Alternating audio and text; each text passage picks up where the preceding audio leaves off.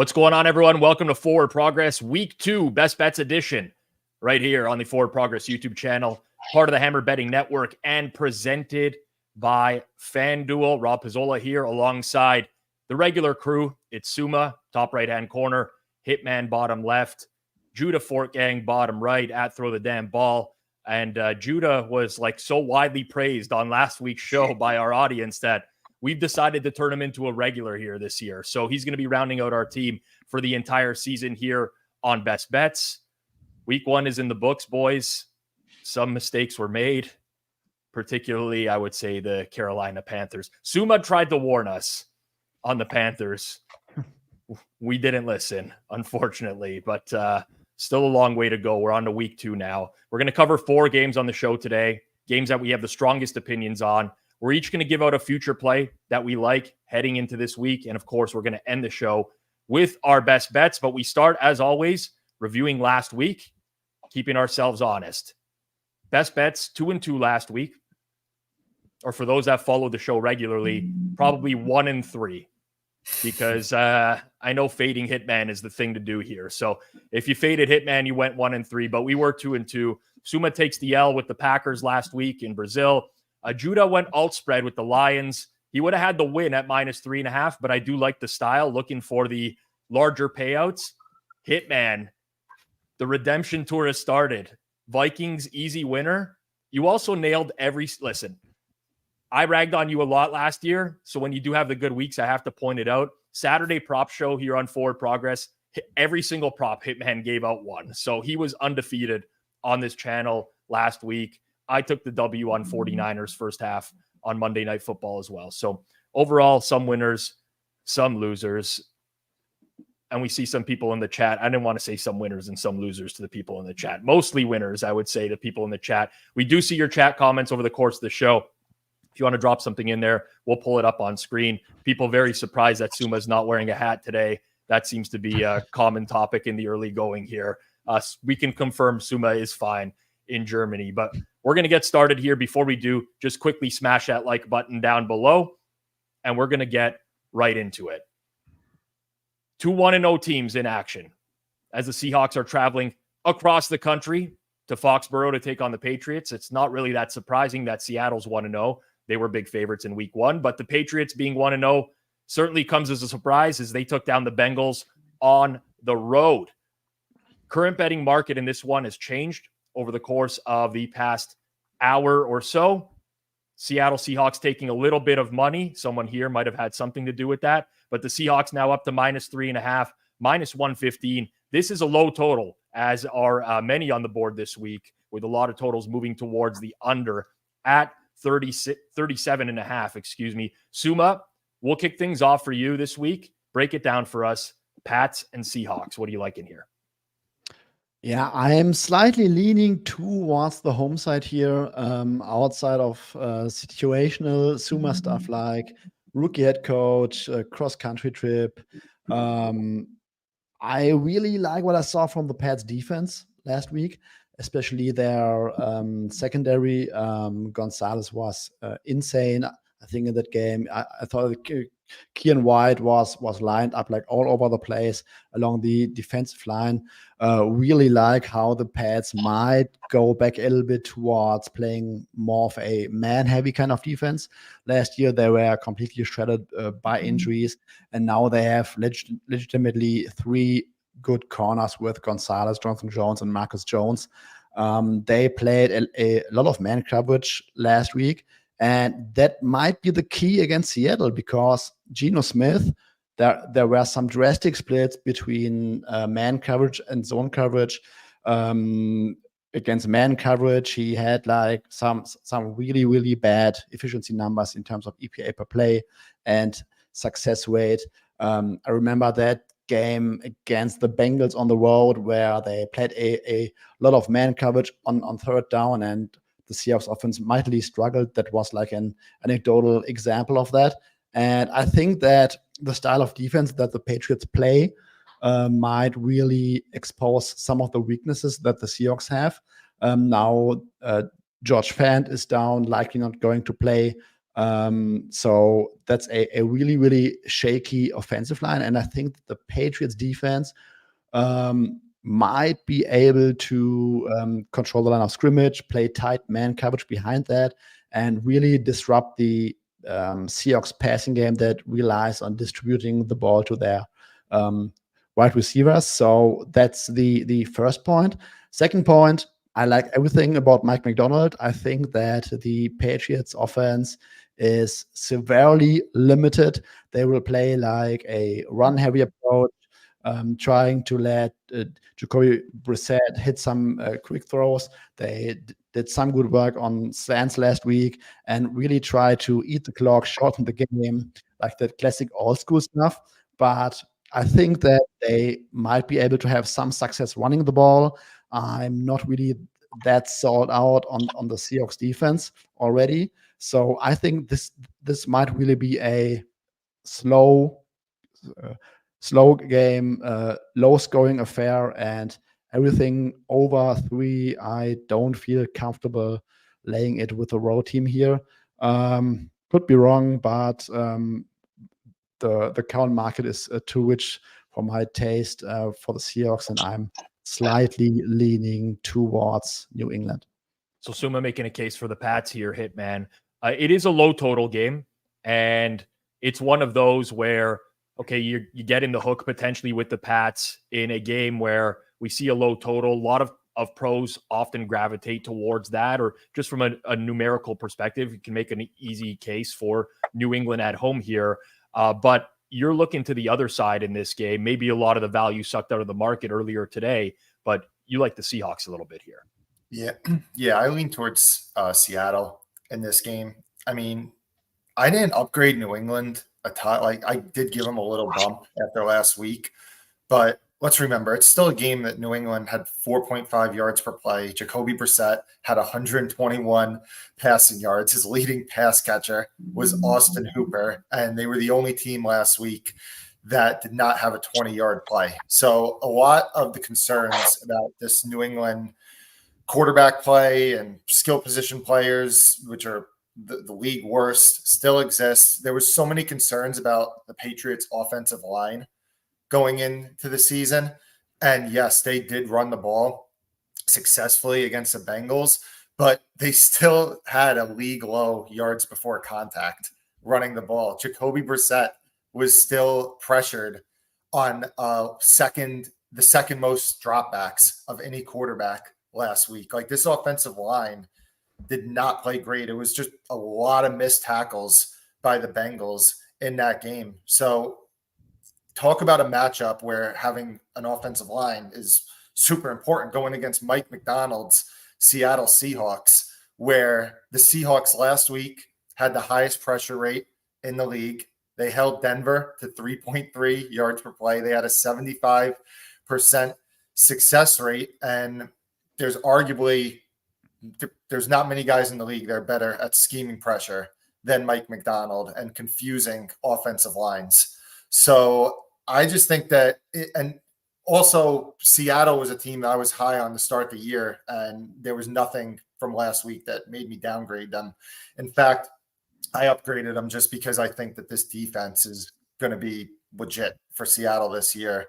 And I like the offense that they have. Obviously, Christian Gonzalez for the Patriots had a really good game last week, but he was able to shut down pretty much the only weapon that the Bengals have. Seattle has a much more diverse group of weapons other than Metcalf with Tyler Lockett and JSN.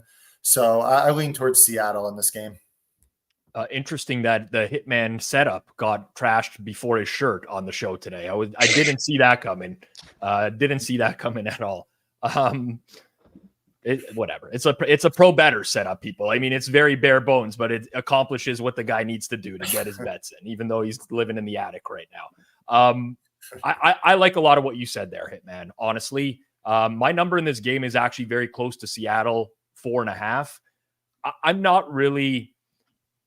We get into week 2 here, and there's a lot of talk about overreactions across the league. I don't blindly just look at what the look ahead numbers were and be like, oh, let's bet towards that. I think you can learn a lot from week 1, but it is a 1-game sample size in a lot of situations. For me, it's really hard to upgrade the Patriots. They ran the ball very effectively on a Cincinnati front that didn't have DJ Reader there anymore. But outside of that, they're really lacking down the field weapons. It's a very vanilla offense. This Seahawks defense faced a very vanilla Denver offense last week. The 20 points from Denver, 4 points off of two safeties in the game. It was kind of ugly. And you look at the running game, it was a 25% success rate for the Broncos. Very ugly. The Seahawks defense kept that offense in check when they did not have that downfield presence as well. So I really like Mike Macdonald and what he's doing with this Seahawks team. I know it's a cross-country trip early on in the year, but I mean, Seahawks to me is a short price. I think there's a pretty large gap between these two teams. I'm still not ready to buy into the New England Patriots. Judah, I'm curious on your end.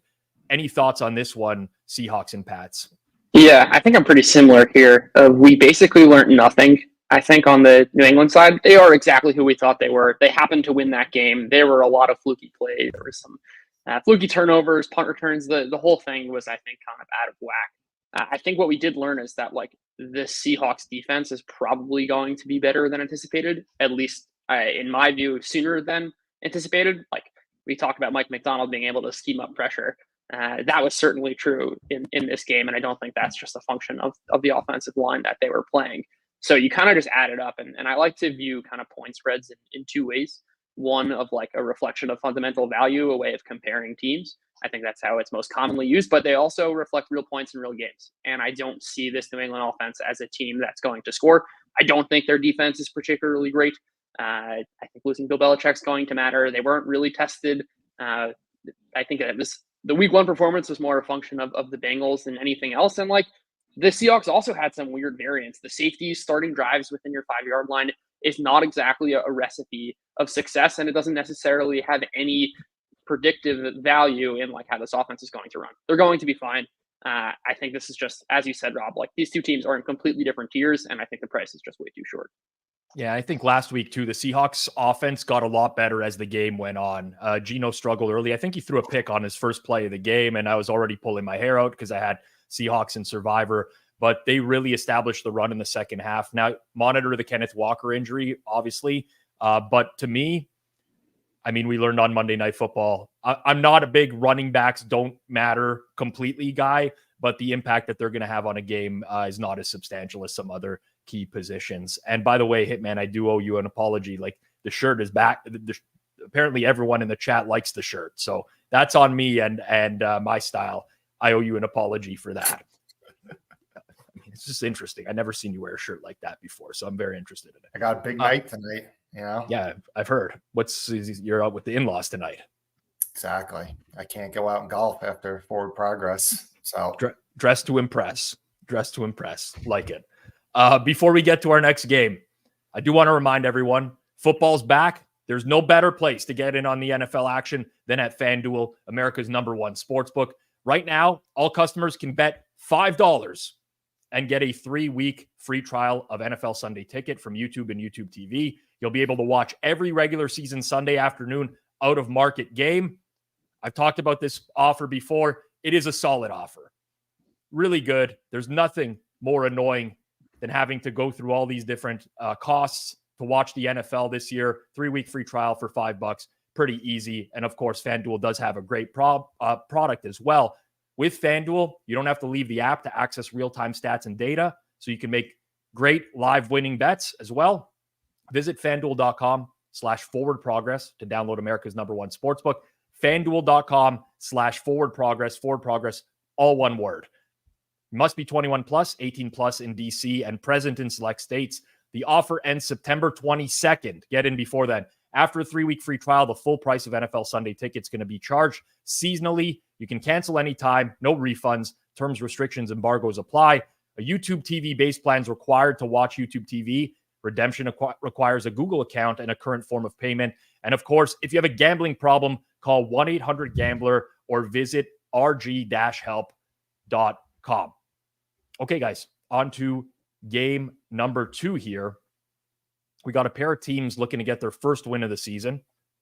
It's the Raiders traveling to Baltimore. Baltimore's comeback bid against the Chiefs fell just short at the wire after the final play of the game was reversed upon replay. Baltimore trying to avoid their first 0-2 start since 2015. Las Vegas couldn't spoil Jim Harbaugh's debut in their season opener. The offense really didn't get anything going. Head coach Antonio Pierce took a lot of slack for one of the most cowardly coaching decisions of the millennium, punting late in that game. Baltimore's taken action in the early market here. They are now up to -9.5 in this market. Total is at 41.5 for this one as well. Judah, over to you here first. Are you looking for the Ravens to win by margin in this game, or do you think that the Raiders have the ability to keep this one tight? Yeah, I think this one's on the other side here. And I think it's a great case of like, how do you react to week one information? I think the market here is like kind of selling a bit on the Raiders and buying the Ravens, kind of clinging to the offseason priors. And I don't agree with that at all. I think the Raiders narrative and the market looks very, very different if Gardner Minshew doesn't inexplicably like have the ball slip out of his hands in a key drive at the end of the second quarter. I think the game script is entirely different. The Raiders were basically throwing at will, and I think a lot of the underlying data supports that. This is a team that was generating plenty of separation. Gardner Minshew was just fine in hitting those guys. Obviously, those fourth downs are inexplicable and hurt you, but like that doesn't happen very often. You can't really. It is less likely for the Raiders to again be in a situation where those fourth down decisions are so magnified. And also, I would be very surprised considering the backlash, for what it's worth, for the Raiders to or for Antonio Pierce to actually make that decision. But I'm going to put on my real football guy hat here. I think what really like defines this matchup is going to be the battle in the trenches, and I think there's a lot talked about for how the Ravens have lost Mike McDonald. They kind of atrophied on defense. They were just kind of about average in generating pressure against the Chiefs, though I am willing to semi-discount that because they were going up against Mahomes, and he has a terrific ability to evade pressure. But I think what's less captured in the market, but equally true, is that the offensive line for the Ravens, like outside of Ronnie Stanley and Linderbaum, are just like a disaster. They've got basically 3 weak links.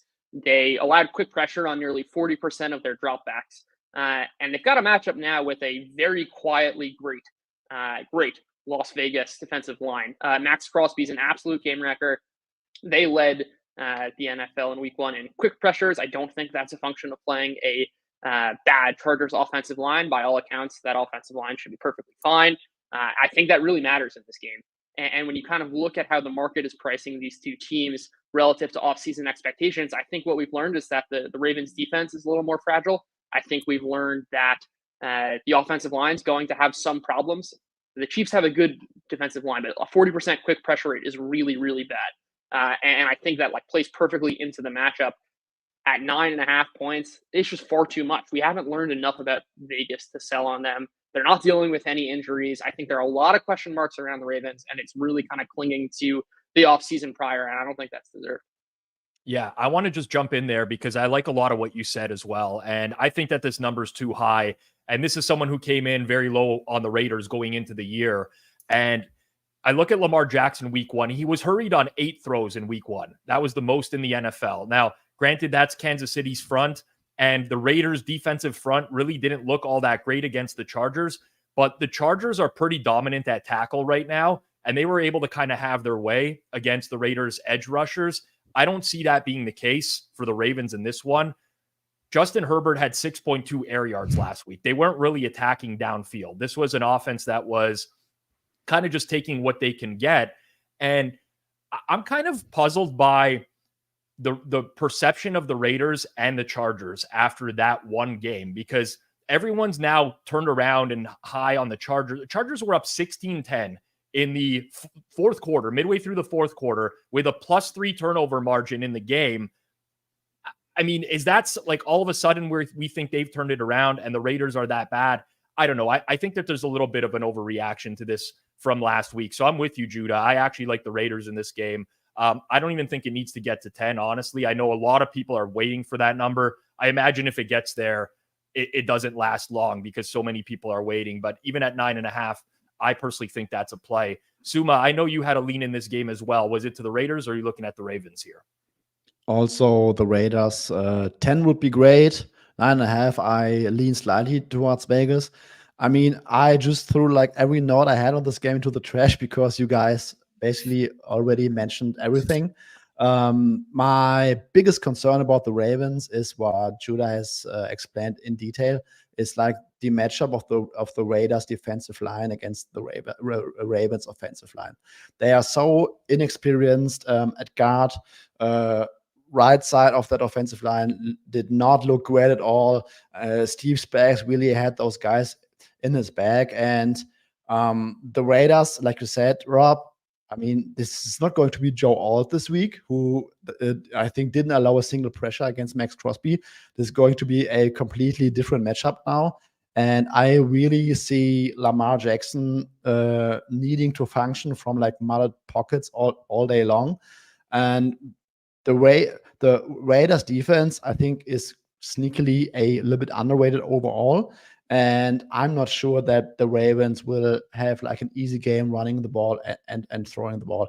And on the other side, we talked about it last week in the matchup against the Chiefs.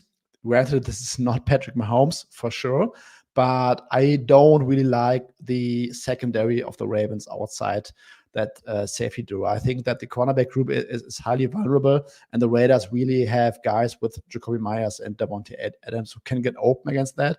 And like Judah said, if Gardner Minshew does not let the ball slip out of his hands this time, I think that they should have a cleaner game overall and should put up more points than they did against the Chargers last week. I also agree that this number is too high. Hitman, we had one game that we all agreed on last week. That was the Lions, which, let's be honest here, we got lucky that they won the coin toss and overtime went down the field, but it all won. Are you willing to come in on the Raiders here to make this a clean sweep? Are you doing anything with this game? It's not a strong opinion, but just to follow up, like same thing as everybody else said, if it touches 10, I have interest in the Raiders. And like Suma said, Judah kind of stole everything that I had to say about Baltimore's defensive downgrade without McDonald, the offensive line issues that they're having. Last week, I mean, I was on the Chargers on this show against the Raiders, and I'll be the first to admit I got fortunate on that because that felt like a game that probably the Chargers win by 3 most times, despite what the final score was. Gardner Minshew actually played okay last week. He was 9th amongst quarterbacks in plays that generated 1 EPA per play or more. They had a 67% success rate against the Raiders, running against the Chargers, running the ball. It was just the 2 explosive plays that killed them. The turnovers went 3-0 against them. The one thing is, like, I hear a lot of people are like, oh, well, Antonio Pierce made those stupid decisions at the end of the game. Well, that's what you get with the Raiders. A lot of us were down on the Raiders before the year because their coach is an idiot. So that's to be expected going forward, especially going against one of the better coaches in the league in John Harbaugh. But yeah, if the line does touch 10, then I would have a little bit of interest in the Raiders.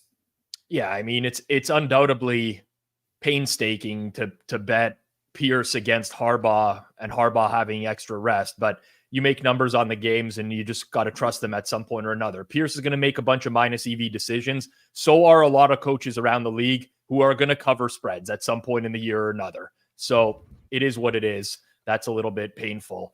I do see some comments in the chat here.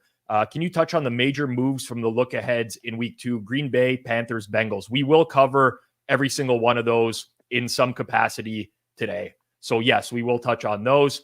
I just need to know how Jordan Love is worth that many points. Please, Sharps, make it make sense.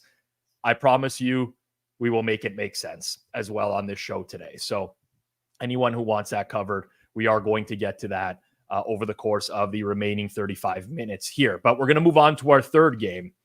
And this is one that a lot of people are looking forward to this week. It is the LA Rams and the Arizona Cardinals. And both the Rams and Cardinals are coming off tough losses in week 1. Both teams were unable to hold late leads as underdogs and head into week 2. at 0-1. Stafford didn't get to touch the ball in overtime. Lions won the coin toss. They bullied their way down the field. It is what it is. Cardinals, on the other hand, they led the Bills at the half before the Josh Allen show in the second half. Rookie receiver Marvin Harrison Jr. was invisible for most of the game. He's going to look to make an impact here against a beat-up Rams team. Taking a look at the current market at FanDuel right now, this has shifted a lot this week. Cardinals open dogs. They're now favorites at -1.5, -118 on the money line. Total is up to 49.5 as well. Suma, we're going to start with you here because there's a lot to unpack from an injury standpoint in this game, which is causing the line shift. Who are you liking in this one and why? I like the Rams here. Injury situation. I mean, I was completely impressed with what the Rams did on Sunday Night Football, even though I was on the lucky other side of that game. They did not have Rob Havenstein. They did not have Alaric Jackson. Joe Noteboom went out early. Steve Avila went out early. Puka Nacua went out early. And for whatever reason, even though I thought that the Lions defense might be slightly better than last year, they basically moved the ball up and down the field.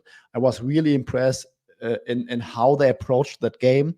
Sean McVay also is going for fourth downs now because he apparently hired a in-game management coordinator who sits in the press box and tells him what to do. From a scheme perspective, I was really impressed. They did not try to force the issue on the ground, really tried to get guys open underneath, attack the soft zones when the Lions were in zone coverage. They played a lot of man, lots of single high, and I felt like the Rams always had the right answer, even though arguably their best wide receiver went out early in the game.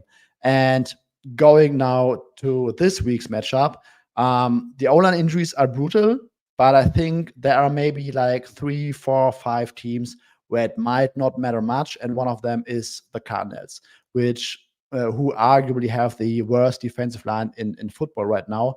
The way that the Buffalo Bills pushed the ball on the ground with their interior was super impressive.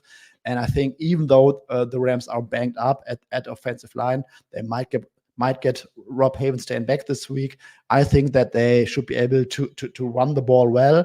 And even without Puka Nacua, I think that McVay and Stafford have enough in their pocket to move the ball on that Cardinals defense. And on the other side, I like the Cardinals. I like their offense overall. I think that Marvin Harrison Jr. will not run at only 16 miles per hour this week. Don't know what happened last week. Pretty weird, so to speak. I think a major issue in the Bills game was once Jonah Williams went out with an injury.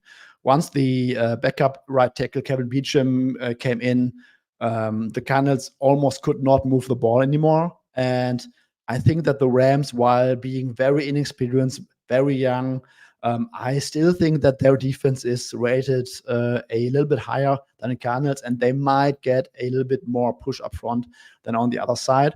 Overall, I think that even though I like the Cardinals offense, I don't think that they should be favorites here. I have the Rams slightly favored, and I like the Rams, where I also have like a much higher baseline when it comes to projecting their offense, especially against that defensive line of the Cardinals. Hitman, what are you doing with this game? Lots of moving parts here.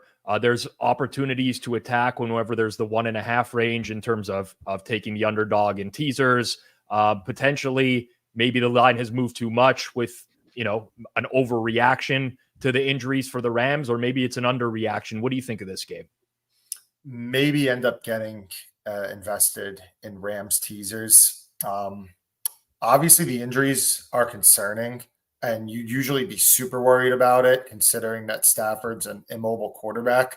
But Arizona is arguably the league's worst defensive line on paper, and McVay just does such a good job scheming that they might be able to get away with it this week. If it was against another opponent with a stronger pass rush, probably going to be tougher. But this week, maybe they can get away with it. And but at the same time, I think that the total, I haven't made a play on it, probably don't end up making one, but Total maybe just a tick high for a Rams team that with these injuries has shown as recently as last week that they want to be very short pass oriented. And when they played Arizona last year, they were way more run game oriented in those two games than they were against other opponents. And then if you look at Arizona on the other side, they were 27th in neutral pace last week. And it was also a game plan that was very run heavy and it was very short pass game oriented. So maybe a total is just a tick too high, but don't got any strong opinions in this one. Yeah, Judah, we've talked about O-line for both teams, but there's also some huge concerns in the secondary for the Rams as well. With Darius Williams on IR, the potential of Kobe Durant missing the game, although he's very likely to play at this point.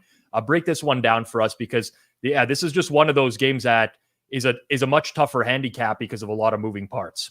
Yeah, no, there are definitely a lot to consider here. I think that you almost highlighted probably the most important matchup of the day is like, how does this Rams secondary hold up against the Cardinals? And also just like, how good is the Cardinals passing offense? I think there is like some degree of concern with Marvin Harrison outside of like the miles per hour. Like he did not separate at all. He had like I think the 6th worst separation numbers by my calculations. But I do think that like this is still not going to be a great Rams defensive line. And we can talk all we want about like how bad the Cardinals are. It's kind of equally true of the Rams side of things. And I think that everything you can say about the Rams and the Cardinals, you should also be able to say about the Rams. They're almost as bad on paper. The secondary is atrocious. Where I think the difference lies here is that the Rams cannot hold the ball for more than 2.8 seconds, I don't think. Unless like the Cardinals pass rush is really so bad. Like there's a massive difference. I'm gonna create some like fake ratings here of like, let's say the Rams right now, their offensive line going on 3rd string left tackles is like a 60, and like the Cardinals is a 75. And I think it's very difficult to grasp the difference of like just how much worse like the 3rd string left tackle is than even a 2nd string or a 1st string. There's also been a bunch of research. I will again mention weak link systems, but like we really experienced this in the Super Bowl with Mahomes and against Tampa Bay, where just like everything can come crashing down. And I think that the way to get around that is to throw the ball in like 1.9 seconds, like they were doing. But your offense is kind of limited, and I think that the element of surprise that the Rams had last week is kind of mitigated. Like Arizona's going to be game planning for this. I just don't see the Rams as being in any way explosive in this game. And I think there's a lot of possibility for the Cardinals to be explosive. Yeah, this one's interesting for me because it's a lot easier to get rid of the ball in less than 2 seconds when Cooper Kupp wins off the line of scrimmage every single time. But now you give Arizona that full week to prepare for him and prepare for that. And you wonder if some of these secondary weapons like Demarcus Robinson and Tyler Johnson, Tutu Atwell as well, can have the same type of success. For me, it's a very, very challenging handicap. Obviously, this is like the injury game of the week. Someone in the chat mentions Lions had a 65% success rate on the ground. Well, I mean, the Lions offensive line is built a lot differently than the Cardinals offensive line. The Lions are going to have those types of success rates because they have the best offensive line in the league. So I don't know how much you can factor those things into the equation. I ultimately just really, as I was watching Lions-Rams last week, I just reminded myself that no matter how bad things seem to get for the Rams at times, I have so much faith in the coaching staff and the quarterback just to right the ship there. And I probably don't end up involved here, but I'm kind of leaning towards the mentality that the market has maybe overmoved on this stuff and got out a little bit too far. So Rams are nothing for me, but certainly a challenging game.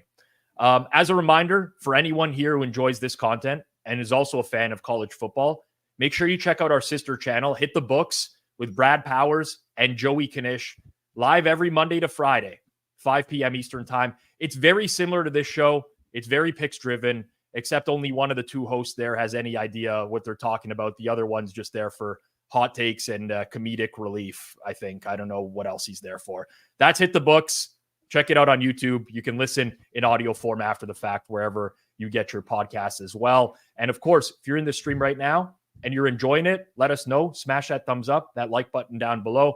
It tells YouTube, hey, these guys are doing a good job, and gets our content out to everyone else. Over 300 concurrent right now, 100 likes. So make sure you smash that like button down below if you haven't already. Our final game here, Chiefs Bengals. Where have we seen this one before? Many times, actually. Little bit of a rivalry here, obviously, with these teams having met in the playoffs in the last several years. A lot of epic games between these two. The Chiefs started the season on a high note, 27-20 win over the Ravens. They look to three-peat this season. They look like a good football team with Xavier Worthy there now, downfield threat, much different offense. Joe Burrow and the Bengals did not look like a good football team, but they've been known to get off to slow starts, and this year was no different. They were without T. Higgins, who has a chance to play in this game, but their offense overall was much worse than anticipated against the New England Patriots. We did see some steam in the market here right before lunch on this game, with the Bengals getting bet at 6. Numbers now, KC -5.5. Total in the game has come down a little bit as well to 47.5.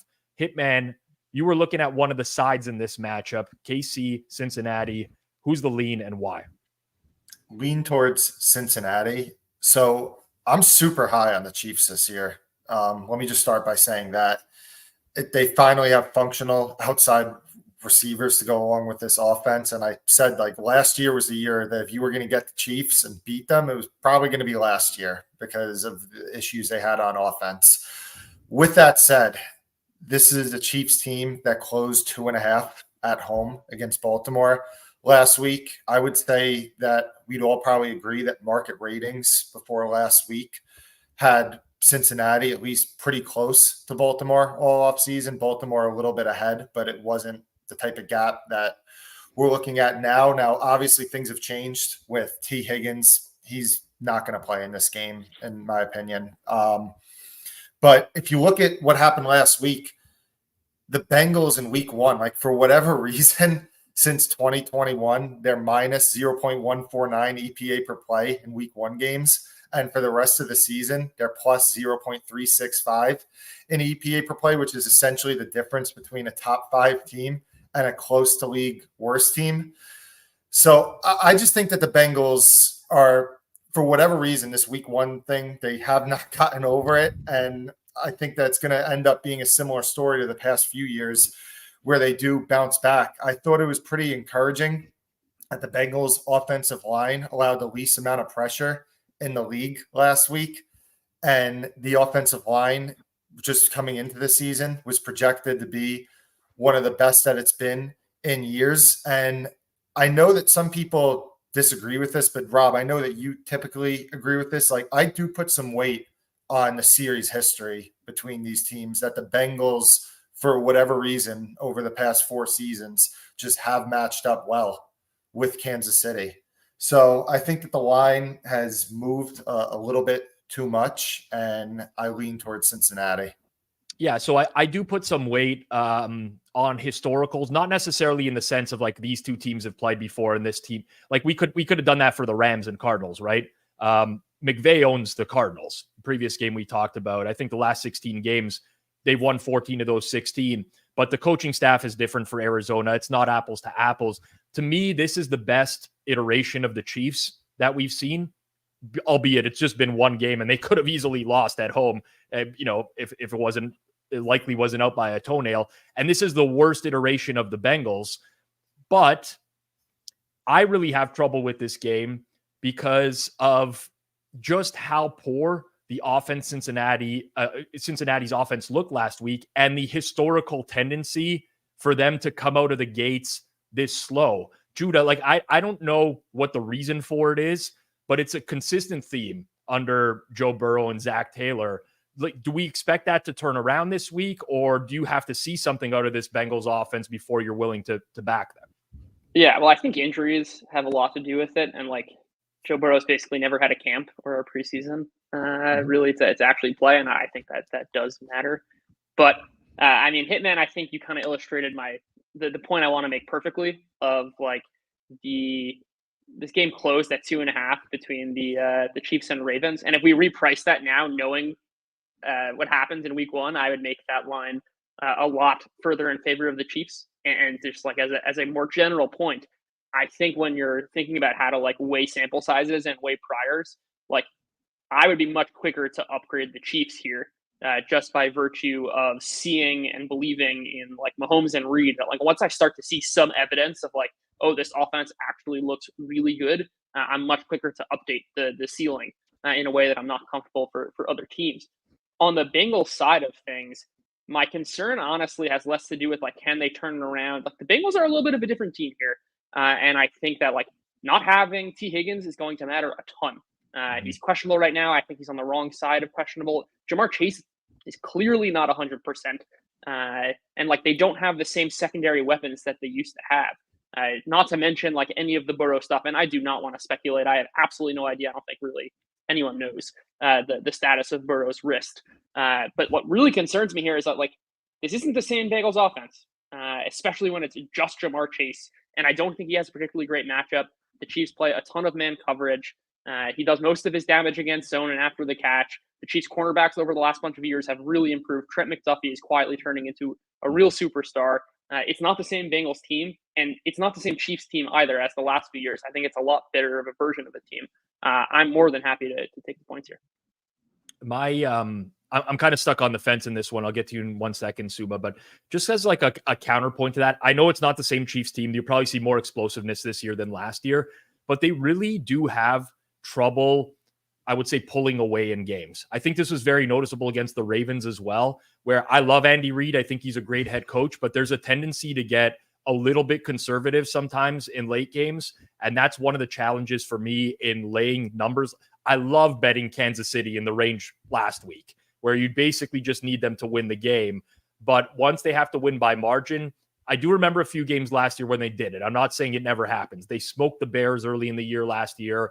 They had a big win over the Chargers, another big one over the Raiders, but they do have a tendency to just keep the opponent in the game. And I wonder if that's going to be a prevailing theme. Judah, looks like you want to respond to that. Yeah, I would just jump in here. I think we're going to see that a little bit different this year if they're a lot more explosive, because I think a lot of the problems was when you go first down by first down, march down the field style, you were just inviting like, it's a conditional probability problem. You were just inviting like one play to go wrong.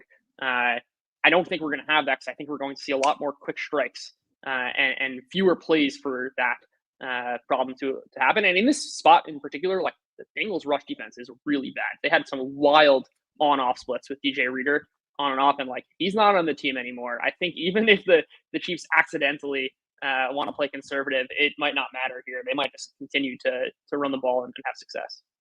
Suma, I don't know. I know you had didn't have a strong opinion on the game here. Anything you want to add to this one in terms of something we may have missed with Chiefs and Bengals? I might end up just rooting for Hitman here if he plays the Bengals. Other than that, I'm really concerned of some of the things that Judah has said.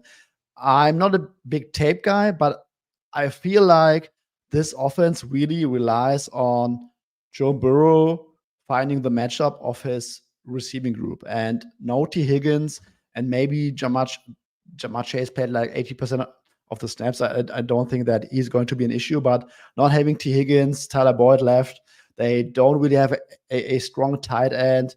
I'm really concerned that they need their full arsenal of weapons to really play the style that Joe Burrow wants to play and how he wants to run the offense.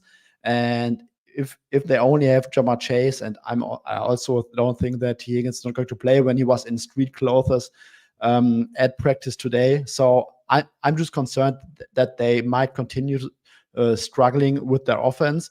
And this week at Arrowhead against Steve Spags, against a better front than what they faced last week, I'm just concerned that we might see another slugfest from that offense.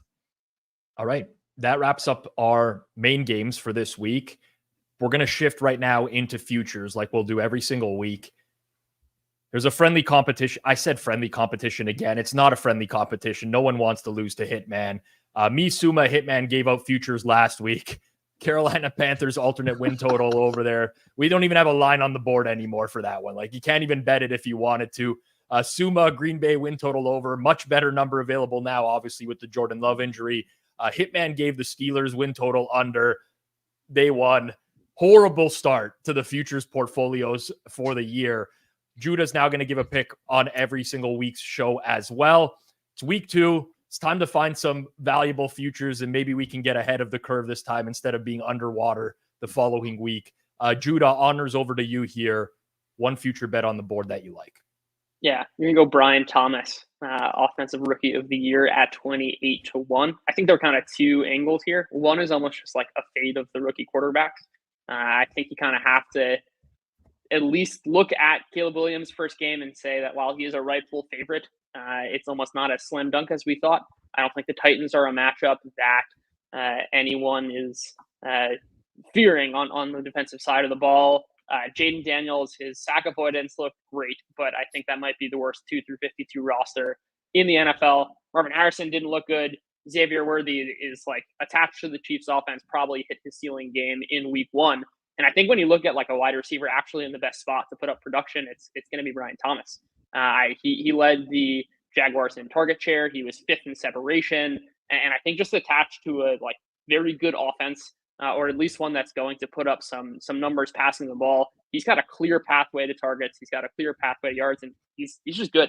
At 28-1, kind of fading the rookies, and also I think betting on the rookie wide receiver in perhaps the best situation is pretty attractive. So a flyer there on Brian Thomas Jr., 28-1. Hitman, over to you. I know you gave a very chalky play last week, and I know your goal this year is just to improve your record on the show. So I'm assuming you're going to go chalk again this week. Well, it could be worse. You know, I could give out a long shot on the Carolina Panthers. And like you said, it's off the board in week 1. That's how bad it was. But I like the Vikings over 7.5 wins. I spoke all last week about how I was higher on this team than the market. I think that some people are starting to come around to that now that Brian Flores is a really good defensive coach who maximizes talent. Kevin O'Connell's a really good coach that maximizes offensive talent. Darnold was really impressive in week 1, and there was underlying numbers that said that he wasn't that bad at the end of his Carolina tenure. And one thing that happened last week is that Chicago, despite winning against Tennessee, their power rating, I would say pretty much universally, got downgraded probably pretty significantly based off the way Caleb Williams looked. And the Vikings did catch a break they play Green Bay in week 4, where we don't know if Jordan Love yet is going to be playing in that game. So Vikings I was banging their over season wins before the year, and there was nothing that happened in week 1 that's going to steer me away. So I'm doubling down on it.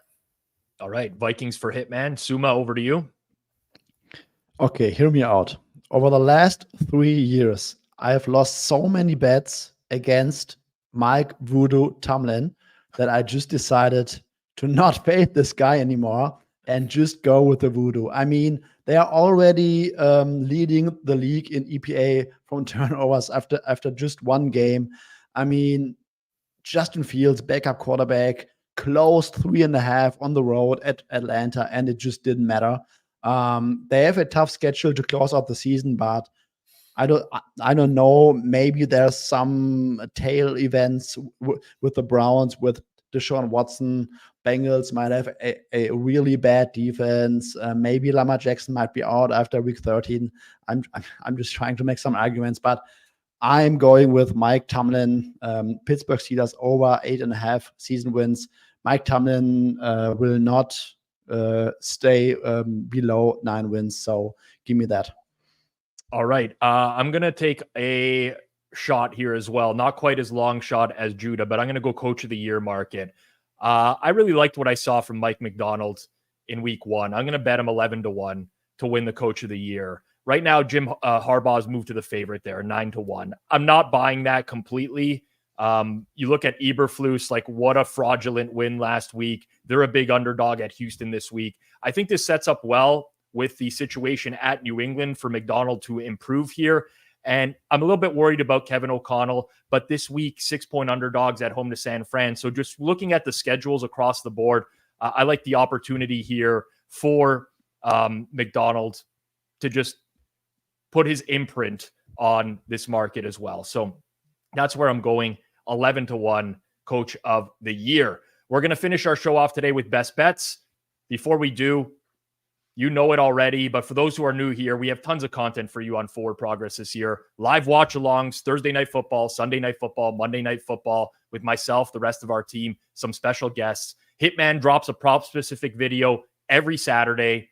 Judah, Suma, Cleve TA are live every Monday, 3 p.m. Eastern time, giving their first thoughts on the upcoming week. That was a great show this past Monday. Lots going on this year. Make sure you're subbed to Forward Progress. Hit that subscribe button down below. Turn on bell notifications, and of course, smash that like button while you're at it as well. Best bets, per usual, we get things started with last week's winners. It's been a long time since Hitman won a best bet. He's had 2 undefeated weeks in a row, only once in the history of this program. A win and a push. He has never won 2 weeks in a row. Will this be the year of the Hitman? It's on you, Hitman. You're first to go. What do you like it and why? Well, this is an ugly team that we're going to start with to try to get that streak going. We're going with Eric Eager's Carolina Panthers plus 6.5. I don't have anything positive to say about Carolina last week. This is my lowest power rated team, but unlike GRP, we bet numbers, not teams. And there was a guy that I thought was sharp on this show that was pretty high on Carolina before the season, and Rob Pizzola. But, the chart, it's more of a fade just against the Chargers, that this is not a team that is built to win by margin. Last week was just such a fluky final against the Raiders, which we touched on earlier. The Chargers had 11 first downs. They were 23rd of all teams in success rate on offense. They won the turnover battle 3-0. Antonio Pierce's boneheaded decisions really helped them in that game. They have the league's probably second worst skill position players. 25% Justin Herbert's dropbacks resulted in a loss of 1.0 EPA or worse, which was 30th in the league last week. It's just a play for me against the Chargers laying this type of number. This guy has an opportunity to have his first ever 2-game win streak, takes the ugliest underdog on the board. You got to respect it. You got to respect it from Hitman. Hopefully it wins for you, buddy. Hopefully it does. All right, I won my pick last week, so I'm going to go next here. I'm going to stick with a very ugly game that maybe a lot of people wouldn't even consider betting, but we can bet it, and I'm going to take the New York Giants on the money line. It was bet down a little bit earlier today. I don't think it's been bet down enough. There's obviously not many positives you can say about the Giants' offense, but I don't want to call it a throwaway game, but it was the Brian Flores defense last week, and I'm going to stick with the fact that I don't think the Giants are completely terrible. Daniel Jones was very confused. There was a lot of outside pressure last week. He's not going to face that with this Commanders defense. The Commanders defense is horrendous. Baker Mayfield had a 74% dropback success rate last week against the Commanders. And now Baker Mayfield might be a little bit underrated, but those are insane numbers. I don't like the secondary whatsoever. They don't generate anything in terms of pass rush. I think the Giants offense is actually very live in this game with the weapons they have. Now, am I concerned about their defense? Of course I am, but I think their front seven is much better than they showed last week against the Minnesota Vikings. I watched Washington in full last week.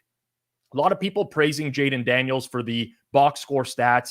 He definitely was able to use his elusiveness a little bit to evade some pressure, which was the opposite of what we were told coming out of college. Scouting report was that he couldn't.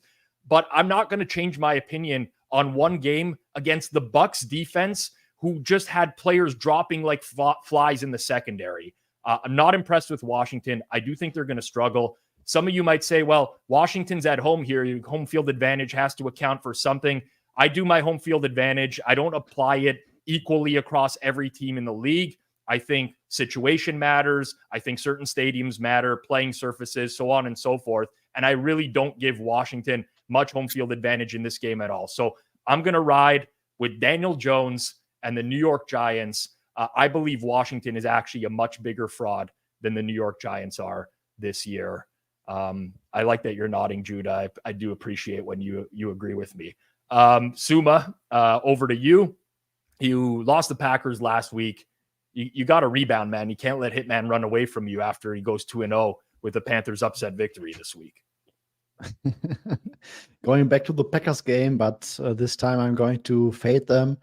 Or I should say I'm fading Malik Willis and the Packers defense in this matchup. I love Matt LaFleur, but it's very hard to envision an average offense with Malik Willis under center. He has really struggled in all his NFL appearances. My EPA per play projection comes up somewhere around minus 0.1 EPA per play, which is very concerning.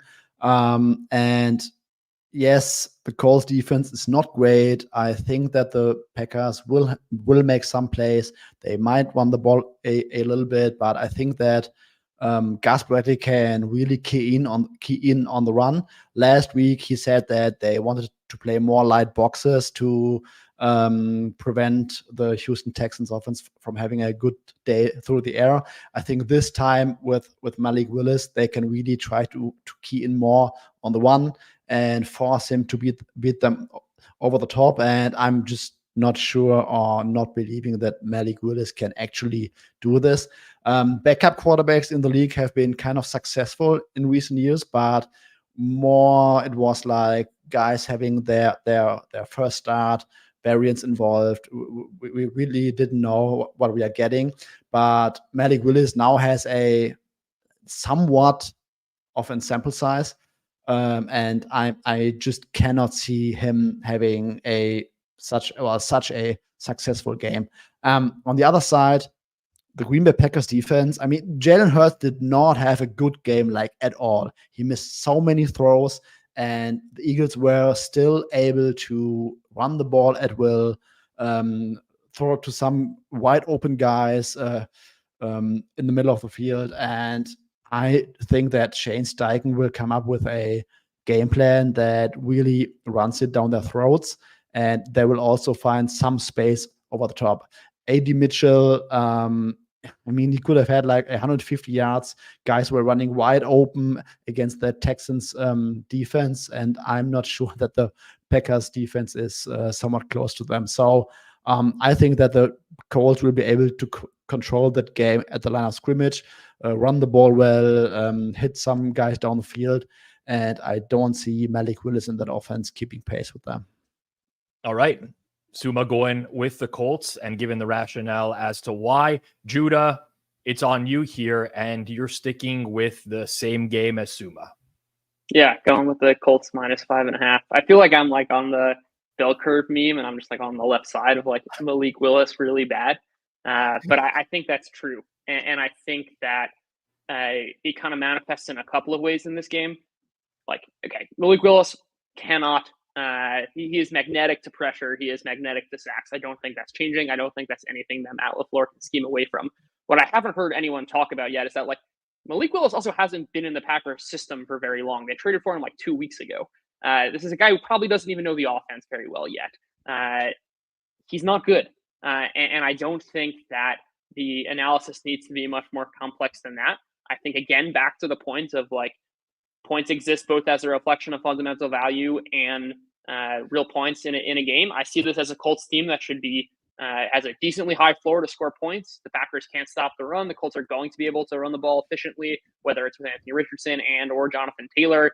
They're going to take their deep shots. They're going to score, and I just don't see how this Packers offense has any success. I don't think it even matters who the pass rushing unit is for the Colts. Malik Willis is like historically bad in some areas, and I guess to come full circle with the curves, no matter how good a scheme is, or no matter how bad a pass rush is, I think when you are Malik Willis levels of bad, it really doesn't matter. And this game is just completely mispriced to me on account of that. All right. I'm going to just add to that really quickly, because when you talk about elite levels of bad, I went back and I looked at all the quarterbacks in the last 5 years who've had at least 100 dropbacks in the NFL. There's been 100 of them. Malik Willis is negative 0.433 EPA per play. That is 100th, dead last. That is behind Josh Rosen, Ryan Finley, Trace McSorley, Jake Luton, Mike Glennon. I mean, even well below Bryce Young. He's got a 34.7% success rate. He is terrible.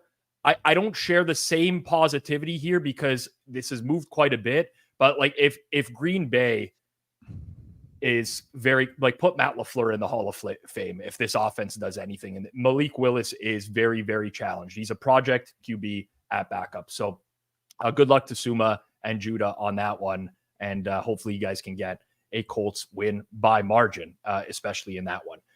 That's going to do it for us here on Forward Progress. If you haven't checked out Fanduel already, make sure you do so. Product is the best in the space right now. Tons of live betting improvements for this year. Make sure they're part of your football arsenal this year as well. If you can and you enjoy our content, hit that share button down below. Get our content out to your following. It's one of the easiest ways to help us grow. All it takes is you sharing it to your social channels. Pretty simple to do. So please do that if you do get a chance. For myself, Rob Pizzola, for Hitman, for Suma, for Judah, our producer behind the scenes, Jason Cooper, who makes this all happen. This has been Forward Progress Week 2 Best Bets Edition. Good luck with your bets this week, everyone.